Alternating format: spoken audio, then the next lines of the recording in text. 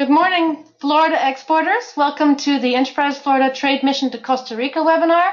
You can see that most of you have joined on time. We're going to start exactly on time. So, and for those who are joining a bit late, we can always catch up with them privately.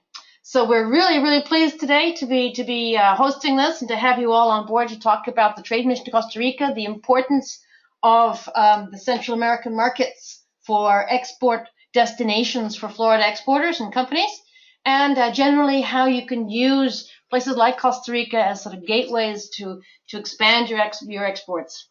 So, but today let me introduce also who we all are, first of all.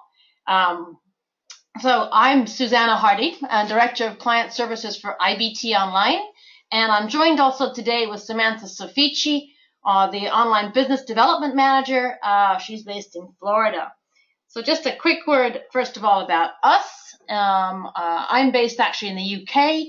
Samantha, as I said, is based in Florida, and she's dedicated very much towards Florida companies and Florida exporters.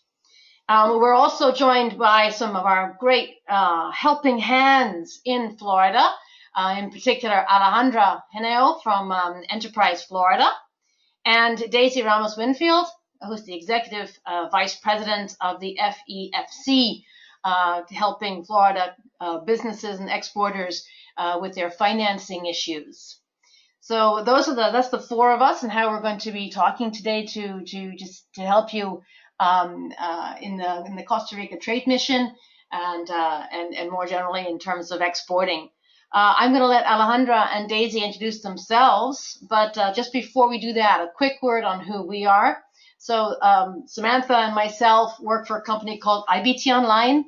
We're a private company. We're not a state-owned organization. We're a private sector company, and we are 100% dedicated and focused on online tools for exporters. So in other words, what that means is we build and manage company websites for international markets.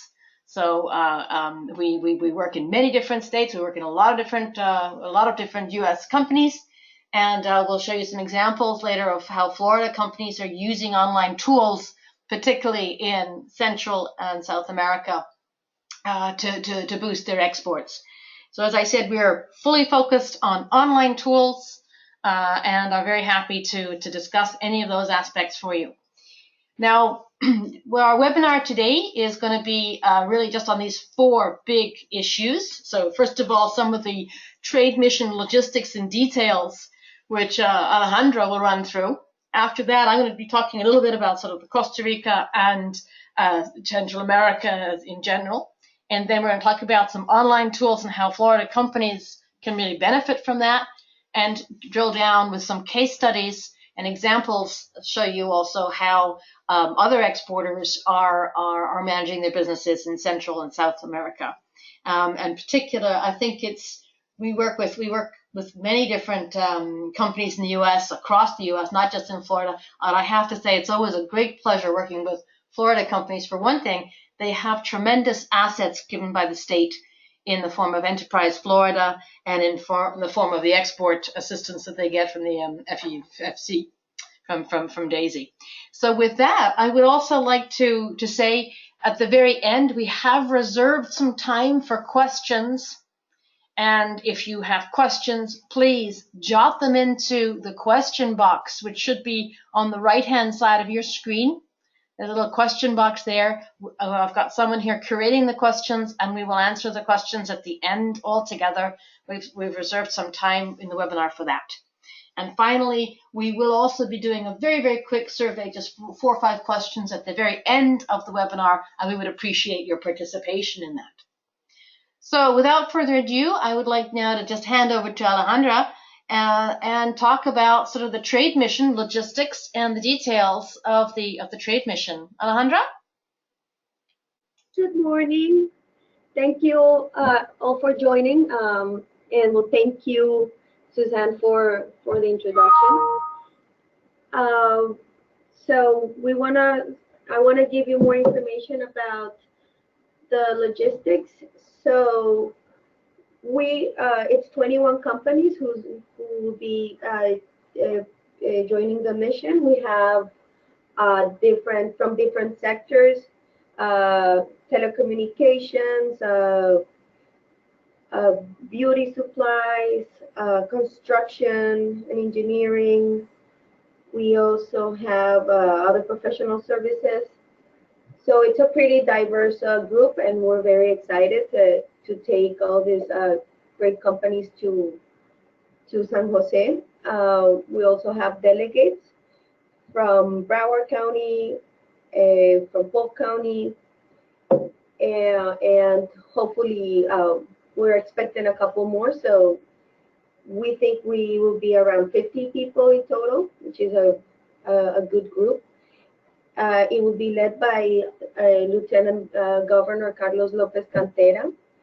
And as part of the VIP group, we will also have Secretary Peter Antonacci, he's also our CEO, and Manny Mencia, the Senior Vice President of International Development of EFI.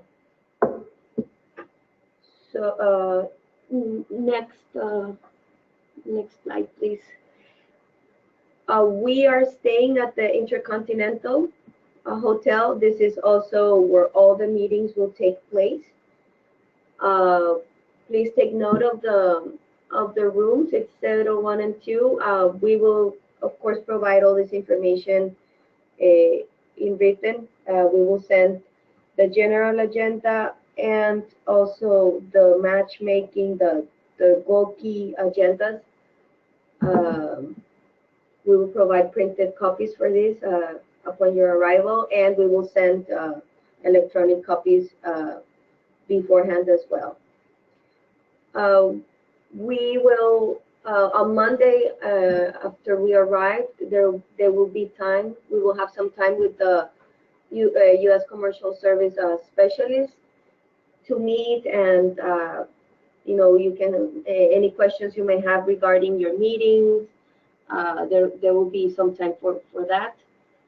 The meetings we think will be between 40 minutes to an hour, and companies that and obviously the companies that requested translation will have a translator, an interpreter assigned. If you have not if you didn't request an interpreter and would like to have one, please let me know via email and we can arrange that. It shouldn't be a problem, but we have to do that before we travel. So you have that reserved. All of the companies will be coming to the hotel. So each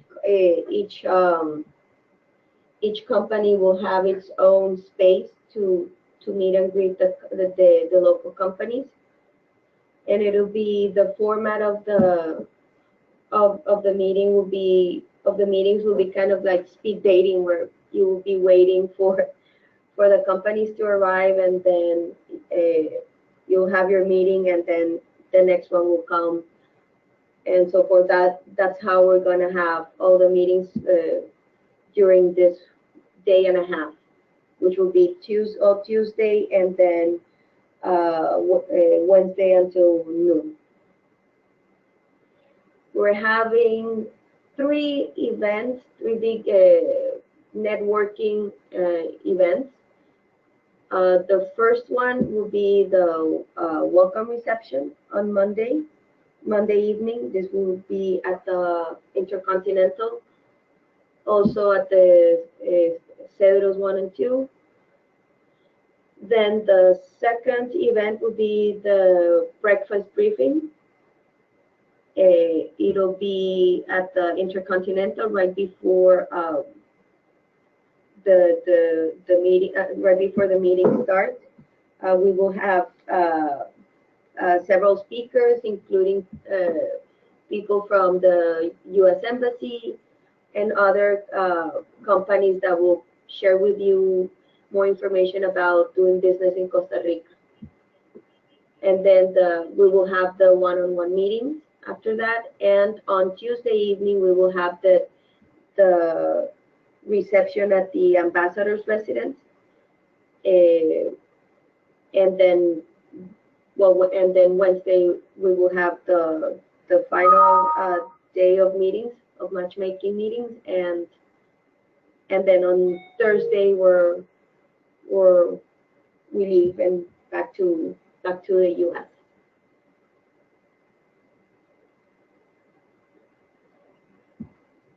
So these are some of the details of the flight. This is the official flight. The official group will be traveling on the 26th at 8:46 in the morning and returning at noon. Leaving at noon. I'm sorry, leaving San Jose at noon. If you haven't contacted the hotel, please contact Natalia Caravaca directly to make your reservations. And if you have any questions regarding your travel, or if you'd like to join the official flight and delegation, then please contact Jessie Stanfield at the Express Travel Agency. Any other questions, you can also ask me, of course. And we will be sending all this information again soon. We have sent all this information along with the registration details. But if there's anything any questions, just please let us know. Time is running up. Thank you very much. It looks, Alejandra, thank you so much. That looks like a really action-packed, intense 3 days. And I'm sure that the U.S. Commercial Services have got you all some great one-on-one meetings for your Gold Key services. And that, Alejandra and all the other delegates will also be there to help in any networking as well. So now I want to sort of dive into sort of doing business in Costa Rica and in Central America as well. Set the scene in terms of the business environment that you can be expecting. And here it's a very diverse, very fascinating, very fast growth, and a really very rewarding environment. So first of all, just a couple of big stats in terms of Costa Rica. Obviously, it's a good size for Central America. I think one of the most amazing things for me is that it began as a democracy about 120 years ago, and it's been a stable, socially stable, politically stable democracy ever since. It's had continuous GDP growth since 1991, which is also quite an accolade to have.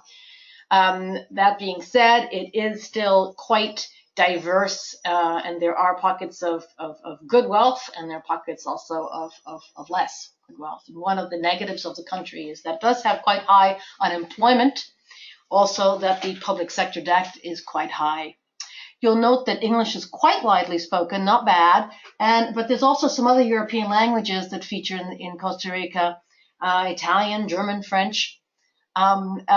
Which make life interesting as well, and diverse. And I note that Alejandra has also got you translators if you need it. What interests me as well is that it is a place that has a high regard and has signed a lot of conventions for international standards for intellectual property protection as well, and that's something that we look at quite sharply for any kind of online business as well. Just putting that a little bit as well in terms of his perspective, in terms of doing business there. The map on the right actually comes from a Deloitte study, and there's a lot of stuff online if you're interested in pursuing this, from the big accountancy companies, also from TradeGov, from U.S. Commercial Services, exporters guides to Costa Rica and Central America. I found the Deloitte's one particularly interesting. This is just a map which shows some of the major areas of industry, from computer products to medical devices, which I thought was really, there's a lot of firms out there as well already involved. One of the major attributes, obviously, is that it has a port on both sides. Caribbean Sea and the Pacific coast. And then it also has free trade agreements with, huge blocks, whether it's China or the European Union, and most of the rest of South and Central America, notably, particularly Chile and Peru, but also Colombia. So it's really a fantastic place to be based, for spreading out a little bit as well. Population of Costa Rica is pretty small, under 5 million, and I think something like 50%, or just over 50%, live in what they call the Central Valley around the San Jose area. So, Central America, though, is pretty important overall. This map actually comes from the ITC, but it has been, you can find it in quite a few of U.S. commercial service documents as well, and it just shows you Central America as an exporter destination market. Is absolutely huge. Just Central America is the equivalent of India, for example, just to give you some sort of perspective on that, at over $22 billion dollars worth of exports from the U.S. So really a very important market for U.S. exporters, and particularly, I think, for Floridians. Now, one of the points that we make again and again is that Costa Rica can also be seen as an ideal jumping off place, as this great stability, good growth market, business friendly environment, an excellent place as a gateway to the rest of Central and South America. And Central America is usually defined as 7 countries. Some of them pretty small, like Belize, some of them larger. But if you include as your area of influence around Costa Rica, you can certainly include Mexico and Colombia as well. And that suddenly starts building up a very large population, over 200 million people that you can really sort of focus in that sort of area. So that's pretty important. And for that area, the USA is responsible for about 40% of all imports into the Central America area. So for the rest of this talk, when we're talking about Central America, I am also including Mexico and Colombia. And you'll see why when we start talking about online tools and websites, and how that influences both Colombia and Mexico when you have like a Costa Rican-based website.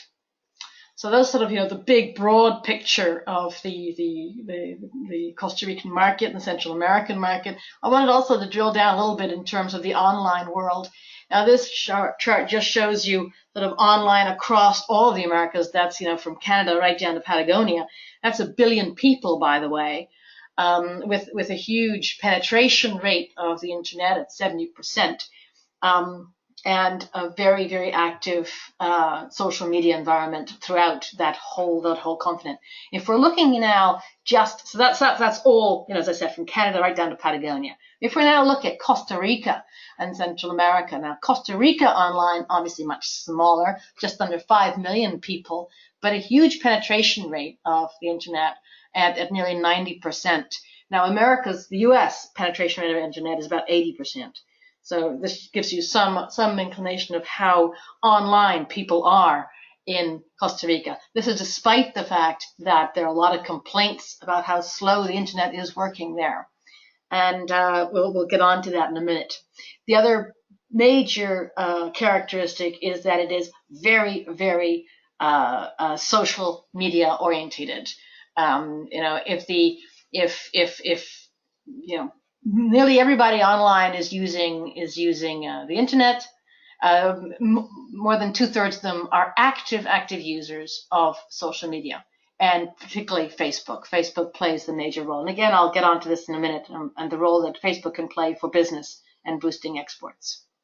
Just in terms of Central America as a whole, if I'm just doing a very broad brush picture here, if we look at all of Central America, again including Mexico, and Colombia, we see that the internet penetration rate ranges really from places like Panama, which is 75%, and Costa Rica at 87%, to really quite low levels of places like Honduras and Guatemala, which really are struggling on the internet side. But if you look at in terms of Facebook, it's really a very high penetration rate again. So if you are online, you're probably on Facebook. And Facebook regards Mexico, for example, as one of its key destination markets for the coming next sort of business environment for the future. Latin America as a whole is about 19% of all of Facebook. Just to give you some indication for that. So it's really very, very strong. So in fact, North America is much less. It's only about 13%. So worth having some of those numbers in mind next time you think about social media. Now I want to just talk a little bit about social media and about websites across Central America. And the easiest way that I can talk about localized websites and why you need to have websites for your export markets is to think about also how search engines work. So one way of saying, I've got my website for Florida. I built it in Florida. It works just fine for us. If we want to have like Mexicans, Colombians, Central American prospects, distributors, leads, clients, then all we really need to do is stick some Spanish pages onto our US website. That actually doesn't work that well. Why is that? It's because the search engines, in fact, are localized. And that means that your websites have to be localized. So think of it this way. A search engine like Google considers that it has over 190 different websites. So I'm sitting in the UK. The UK Google is very different from the US Google. And the Google that you're going to find in Costa Rica is different from the Google that you'll find in Florida. And that is because of the way search engines work. They are client focused. They are searcher focused. So they're trying to help the person sitting wherever that person is sitting. If that person is sitting in the middle of Costa Rica, then Google knows that, can see that, and says, well, I'm going to push things that are relevant to you here in Costa Rica. Now, what's convenient, at least, about doing websites in Central and South America is at least you just have just one search engine to work with, because Google has over 90% market share in all of these countries. So at least you only have the one big search engine. You're not having to deal with several different search engines. But if you please Google in its local market with a local website, you will have a very good performing, good, efficient, optimized, well-running a website for that market, and benefit from all the work that you can do via webs. So that sort of sums up why we believe that it's really important to have localized websites and what we mean by localized websites. I'm going to give you an example. Now this is an example that I took out of Brazil because it just seemed a little bit easier than the Central American Spanish, so I took it from Brazil. So if let's say you're in the train business, or you make equipment for the train business, if your website doesn't have the right words for train in Brazil versus Portugal, let's say you translate it for Portuguese, but you don't translate it for Brazilian Portuguese, you're just not going to hit the search engine buttons. You're going to be people are not going to be looking for either tram or comboio. There are different words in Portuguese versus, in Portugal, a train is a comboio. It's not a tram. So there's that difference. And the same can be said for Central American Spanish, for Colombian Spanish versus Mexican Spanish versus Spain Spanish. So just in terms of the words, you're going to have to make sure that they're localized. Here's an example of Florida red shoes search on Google. And on the right-hand side, I'm sitting in Bristol, United Kingdom. If I type into Google, which is google.co.uk, red shoes, I get a very different look. I get a very different list of on my first page. And that's just something very generic like red shoes. So you can imagine when you start having very specific products, whether if you want people to find you, in other words, you have to please the local Google. And to do that, you've got to have a local website. That's the key conclusion. Now, I've put on one slide 10 key parameters that we say give you a localized website. We have a lot of other webinars to talk about website localization and in depth and really dive down into all these attributes, which we can go in detail later if you're interested. But just that summary of these things, some of the key ones is, for example, that it's hosted locally, that it's adapted to the local language, that it's optimized for the local search engines, that it has a registered domain name, which is correct, in this case, for example, for Costa Rica. So there's a lot of different attributes in making the right kind of localized website. And the reason why you do that is to use the website effectively in the country. And this is a core of our business. We work for small, medium-sized companies. That's our core client base. And we have a very strong belief and a strong track record to prove that digitally literate SMEs really do very, very well. Websites that are localized allows them to punch above their weight and are a great tool for sales and marketing. And I guess this slide here sums up for us why this is today. In today's world where it's a very much more customer-focused environment where customers speak to each other, could even speak to competitors of yours, partners of yours, you have to be able to own that online space in all of those key export markets. And that's the reason I think why we have found that clients do well with these localized websites for export markets that they really care about. So just wanted to give you an example as well about just one example of a social media post and the advantage of Latin America, of using social media in Latin America. It is one of the most reactive and affordable and effective social media markets that we know of. We work across the globe, but social media in Latin America, that is a fantastic way to hit through and get great responses. So this is just one little ad. It was published on the same day, same, very similar text, very similar things. In the UK, it didn't do badly, got 21,000 views. In France, 33,000. In Mexico, on the same day, it got over 250,000. Just boom, like that.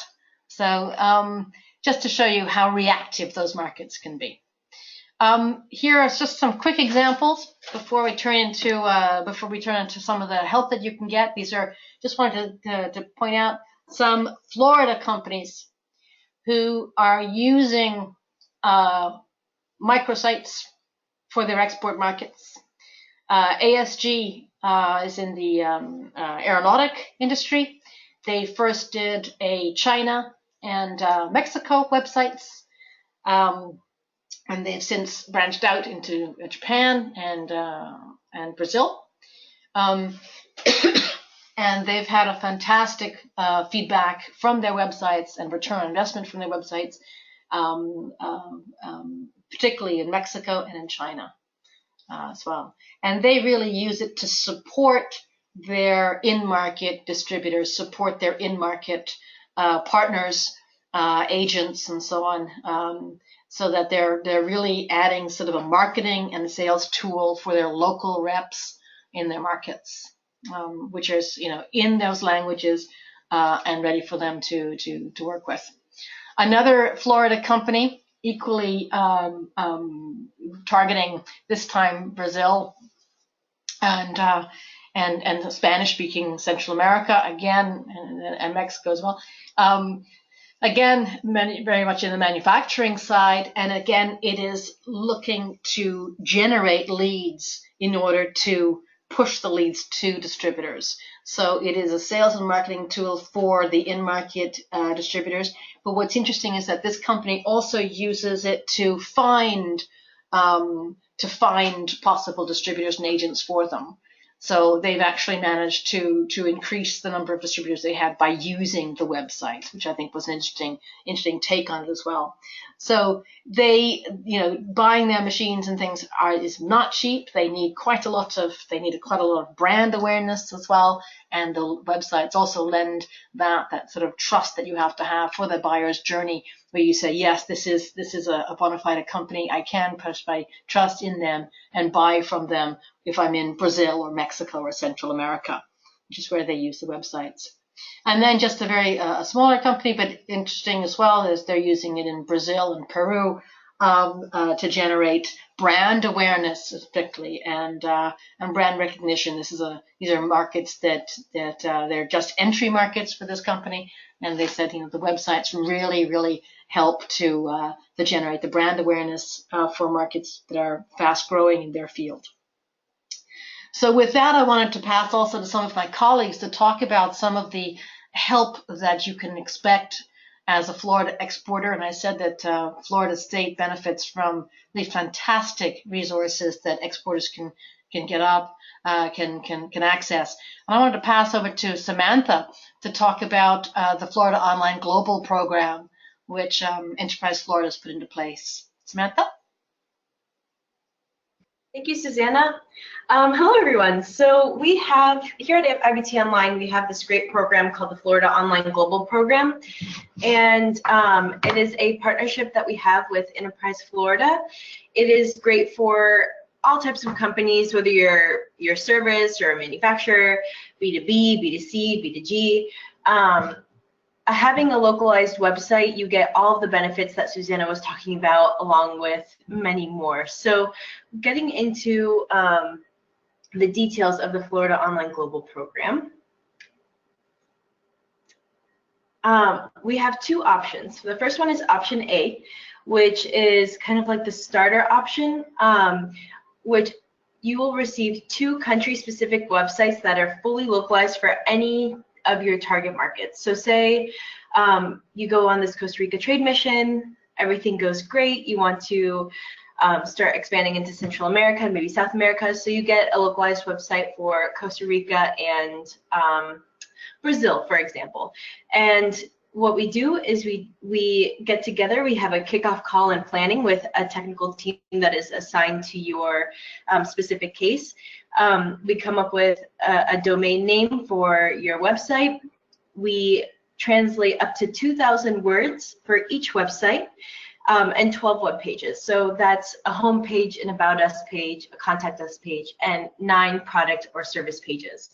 And if you would like, if you have an e-commerce platform on your US website, we can link it back to that. And we come up with what your overall plan for this target market is. So like Susanna was saying, it could be a website to help your distributors. It could be a website to find distributors. It could be a website to get in direct contact with potential leads and customers. So we make sure to adjust your websites according to your goals.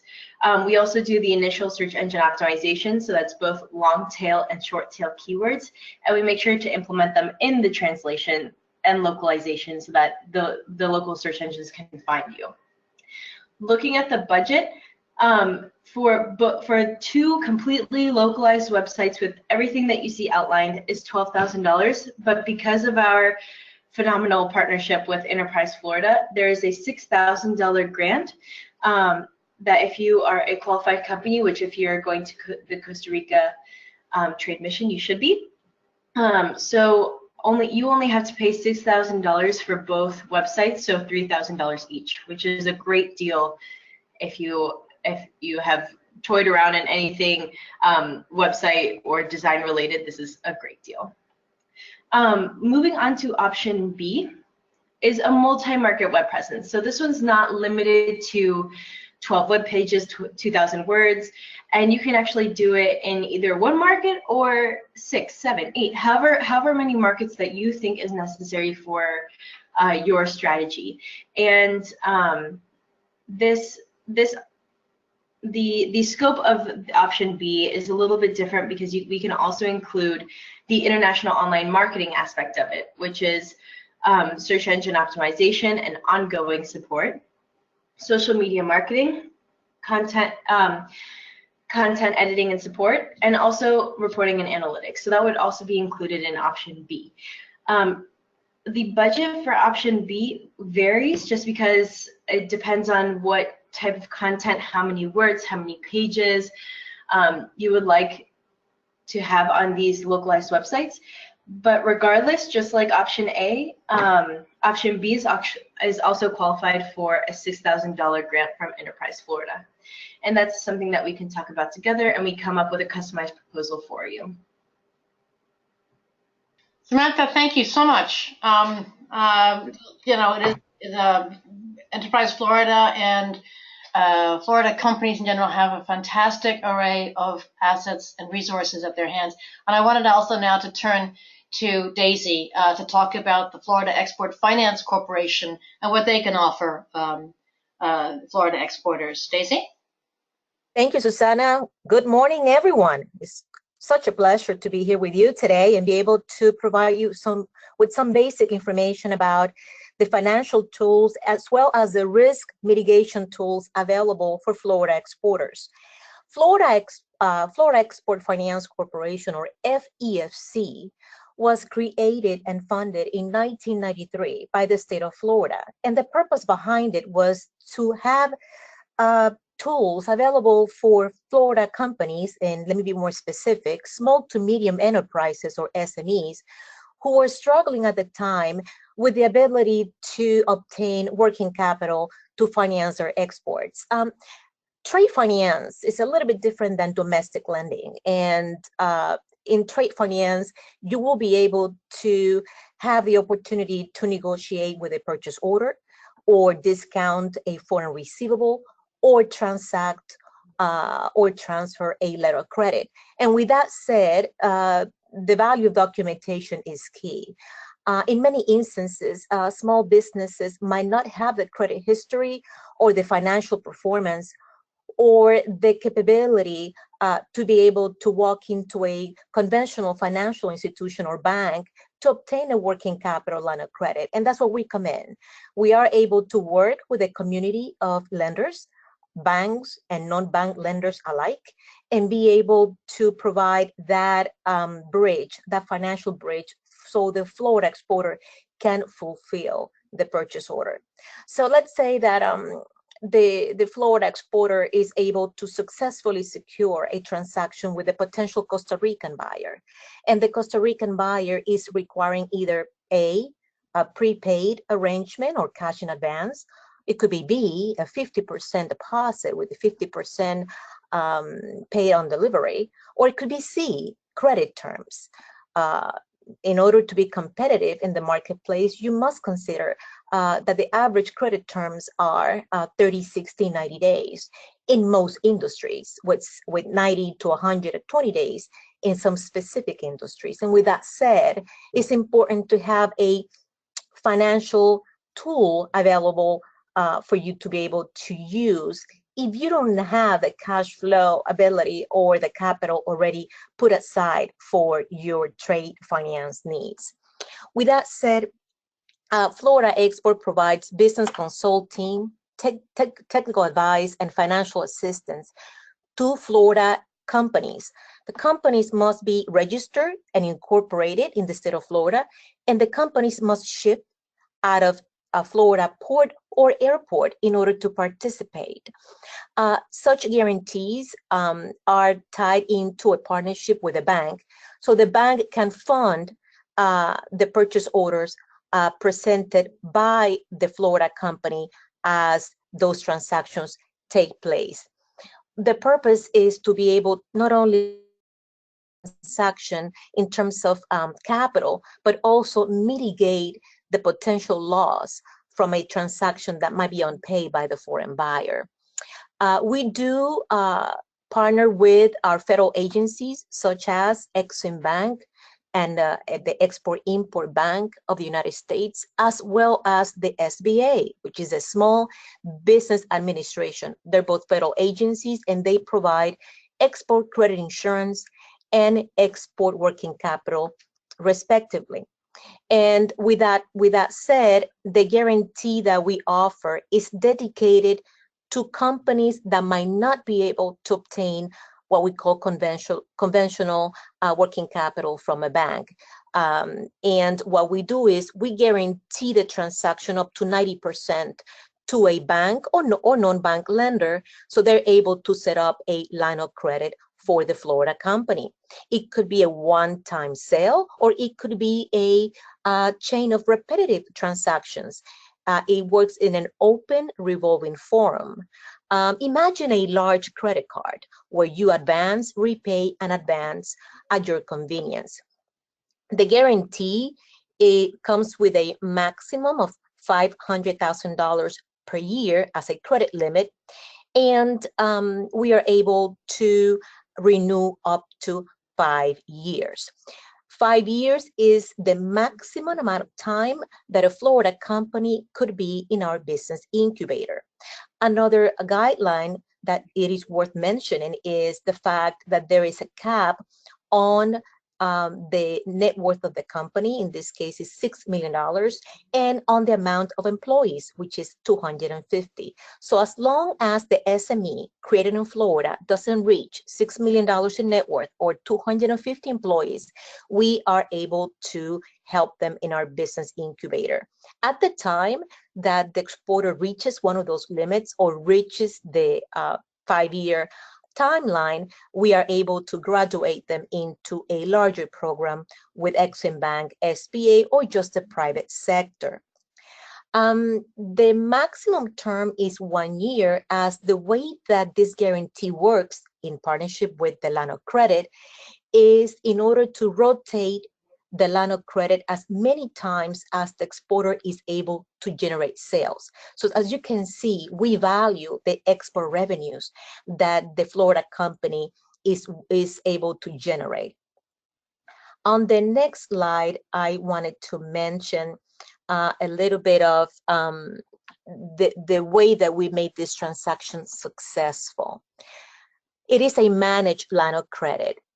With that said, the Florida exporter must be able to provide a verifiable foreign order from a list of pre-approved foreign buyers. And we are able to pre-qualify those foreign buyers, and we are able to insure them via an Exim Bank policy or a private ECA policy, such as Euler, Cofas, Atridius, just to name a few. When we're able to pre-qualify those foreign buyers, what we have done is mitigate the risk of potential loss from that foreign buyer. And the payments are made directly via wire transfer from the bank to the supplier in order to generate the products that the Florida company might need. When the Florida company receives the products and issues the bill of lading, that's when the guarantee of the state of Florida ceases to exist, and now it becomes a liability on the post-shipment cycle, which is when the bill of lading transforms the purchase order into a foreign receivable, and that's why we use export credit insurance. With that said, it is also required for the foreign buyer to pay the lender, bank or non-bank lender, directly. That way, we create a managed line of credit, we create a secure transaction, and we're able to educate the exporter and how to manage the trade finance cycle. The history on this type of transactions go back 23 years, and the type of industries that we cover are very vast. We cover pretty much every industry with the exception of perishables and with exception of artillery, weaponry, and ammunition due to, of course, the laws of the state of Florida and also the federal law. In terms of countries, we cover every country with exception of countries that are banned by the OFAC sanction list or the Export-Import Bank of the United States country limitation schedule, and all that information is online as well. What we look forward to is to have Florida companies ready and able to transact businesses with potential Costa Rican buyers in the Strip. And if you have any questions regarding how to negotiate or how to structure a particular loan or credit with a Costa Rican buyer, regardless if the method of payment is on credit terms, on a deposit, or on a banking instrument such as letters of credit, documentary collections, or drafts, you have an office you can call, and that is the Florida Export Finance Corporation. Daisy, thank you so much. That was fantastic. And as I said in the beginning, I mean, Florida exporters, you are really well served. You've got a trade mission to Costa Rica. You've got Daisy here saying, helping you in terms of being able to finance export contracts that you get, and you've got Enterprise Florida helping you out with us for online tools and localized websites. So your next steps really, is I guess contact us, contact Samantha if you want to talk about the online global program. There's quite a bit on our website as well about the online global program and website localization, what it means. Or else you can contact Samantha directly by telephone or email. And then if you want also to contact either Alejandra about the trade mission or Daisy directly for Florida Export Finance Corporation, here are the contact details, telephone numbers and things. And we encourage you to do so. These lines are there, and these supports are there for you. I'm now going to go to a couple of questions that we have a little bit of time, about 10 minutes, I think, in terms of questions. And I see that we've got a couple of questions in, so I'm just going to pick them a little bit at random. Actually, the first one I think will be for you, Alejandra. Basically, it says, "Hi, we're looking forward to the trade mission. In your experience, Alejandra, can we expect to make sales? And if so, should we be bringing contract forms to the mission?" Okay, thank you for the question. Well, the expectation of this initial trip, it's more to have an initial contact of with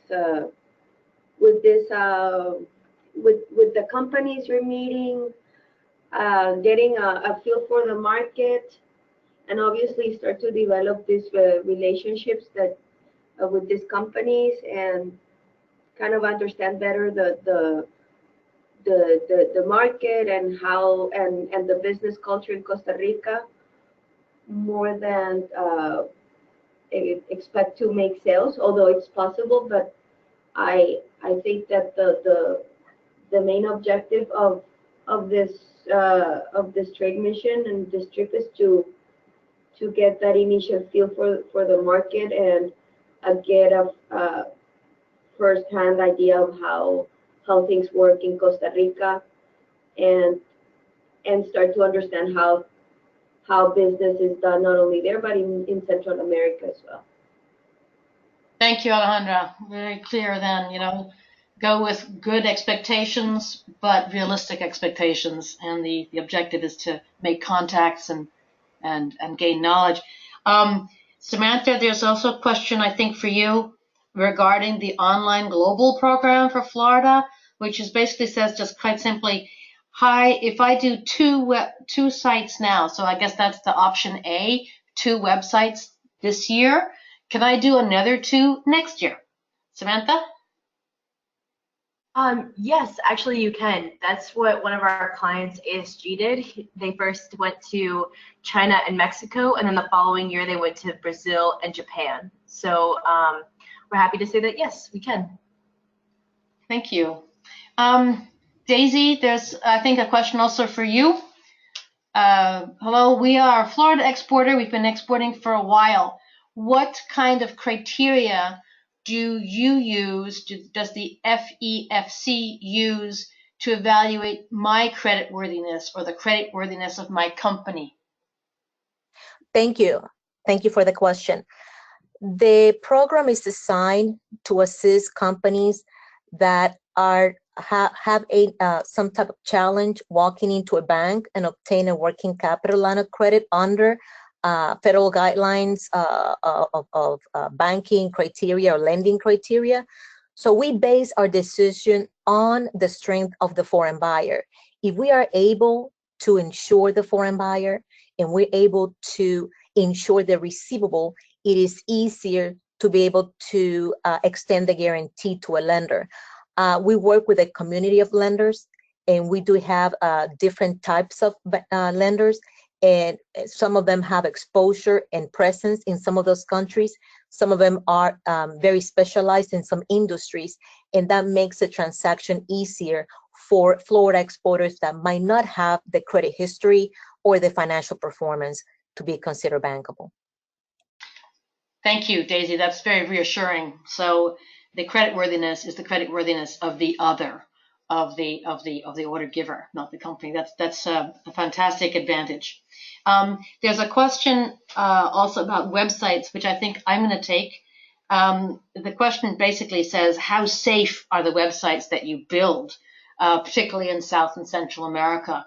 And I guess there's a couple of points about this. The first is that every website that we build, whether it's even the microsites in the option A, are built with best practice guidelines certainly in terms of security.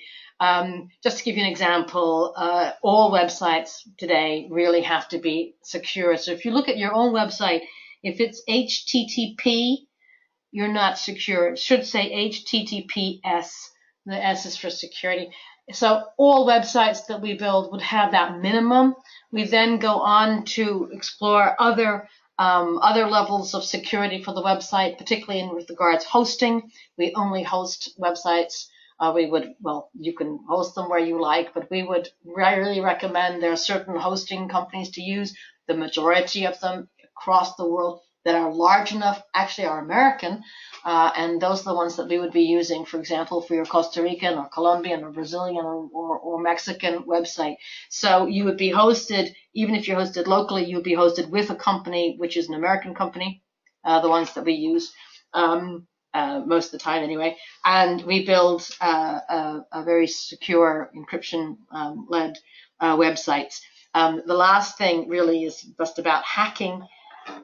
Certainly in terms of e-commerce website, that goes into a little bit beyond the scope of this webinar, but just to say we have experience with this and have a lot of experience with this and put in measures against this. There's one other aspect I would say about safety and security, which is about compliance. It's going to be increasingly necessary in 2018 to make sure that you are digitally compliant. Anyone doing business, for example, in Europe, there is a big drawbridge being pulled up on the 18th of May. It's called the General Data Protection Regulation, and you need to make sure that your websites are compliant for that. Again, we will have a webinar on that coming up quite soon. But just say, yes, the websites that we build for you in Costa Rica, in Colombia, in Mexico, or wherever are with best practice in terms of security. There's just one more question. I think, again, it's going to be Samantha, if that's okay with you, Samantha. So, Samantha, if you will, the question is here, how do I apply for this? Do I have to apply for the global program through Enterprise Florida? Samantha, do you have a view on that? Sure. So if you already qualified for some of their grants, then most likely you will qualify for the Online Global Program. The qualifications are that you have to be in business for at least 2 years, less than 500 employees, at least 51% has to be manufactured in Florida, or the service has to be done in Florida. The headquarters must be in Florida, and I'm pretty sure that's it. So with any of those qualifications, you will, if you qualify with all of those qualifications, then you can talk to me about the Online Global Program. You can either do it through your Enterprise Florida representative, or you can contact me directly. I would be happy to answer any questions or learn more about your company, see what countries are fit. So yeah, email me or give me a call. So again, very easy to do, very quick to do, and flexible with pretty low and easy to fill out criteria for applications. So fantastic. Well, we said we'd keep this just under an hour, so our time is up. Any of you that put in questions that we haven't answered, we'll get back to you directly by email or just a quick phone call. I did say that there's going to be a very quick survey just after this. We would appreciate you filling it out. But really, it just remains for me to wish you all to have a fantastic trade mission to Costa Rica. And we hope the best for your exporting drives, for your sales, for growing your brands, for growing your businesses, for growing your sales and exports globally. So thank you again also to Daisy Ramos-Winfield from FEFC, to Alejandra Heneo from the Enterprise Florida, and to my colleague Samantha. We're wishing you all the very, very best in your Costa Rica trade mission. Thank you and goodbye. Thank you.